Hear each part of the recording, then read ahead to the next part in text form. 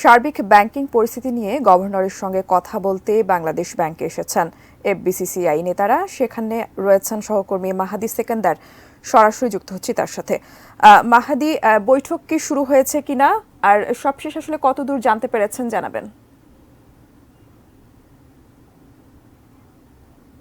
ধন্যবাদ। আমি এখন বাংলাদেশ ব্যাংকে অবস্থান করছি। বাংলাদেশ ব্যাংকে 2:30 এফবিসিসিআই নেতৃবৃন্দ তারা কিন্তু বাংলাদেশ ব্যাংকের গভর্নর আব্দুর রউফ তালুকদার তার সাথে সাক্ষাতের জন্য প্রবেশ করেছেন 2টার কিছু পরে, এবং যে মিটিংটি রয়েছে নির্ধারিত পূর্ব নির্ধারিত সেটি 2:30 শুরু হয়েছে এবং এখনও চলছে। এবং এফবিসিসিআইয়ের সভাপতি মাহবুবুল আলম সহ সাবেক সভাপতি মোহাম্মদ জসিমউদ্দিন, বিকেএমএ সভাপতি মোহাম্মদ,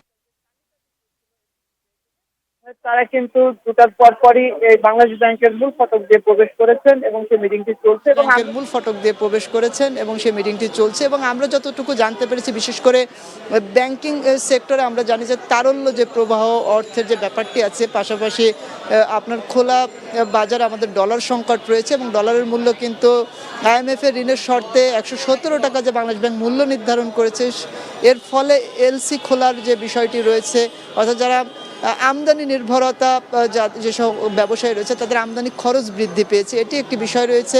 এবং ঋণের ক্ষেত্রে সুদহার বাজারের উপর ছেড়ে দেওয়ার ফলে কিন্তু ব্যাংক তাদের যে সুদহারের বিষয়টি তারা নিজেদের মতো করে নিতে পারবে। এক্ষেত্রে সাধারণত সুদহারের পরিমাণটি বেড়ে যাচ্ছে, এই বিষয়টিও আলোচনায় আজ থাকবে।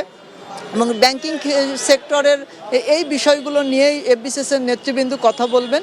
এবং এর পাশাপাশি অর্থনীতির যে বিষয়টি রয়েছে বর্তমান সময়ে, সেই জায়গাটি আসলে কতটা উন্নতি করা যায় এবং ব্যবসায়ীদের স্বার্থ বিবেচনায় কী সিদ্ধান্ত নেওয়া যায়, এবং সেই বিষয়ে আলোচনা শেষে কিন্তু এখানে আমরা সাংবাদিকরা অপেক্ষা করছি। গণমাধ্যমের সাথে নিশ্চয়ই এফবিসিসিআইয়ের নেতৃবৃন্দ কথা বলবেন। তো টুম্পা, আমার কাছে বাংলাদেশ ব্যাংক থেকে এফবিসিসিআইয়ের নেতৃবৃন্দের সাথে বাংলাদেশ ব্যাংকের গভর্নর যে বৈঠক চলছে এটি নিয়ে ছিল সর্বশেষ।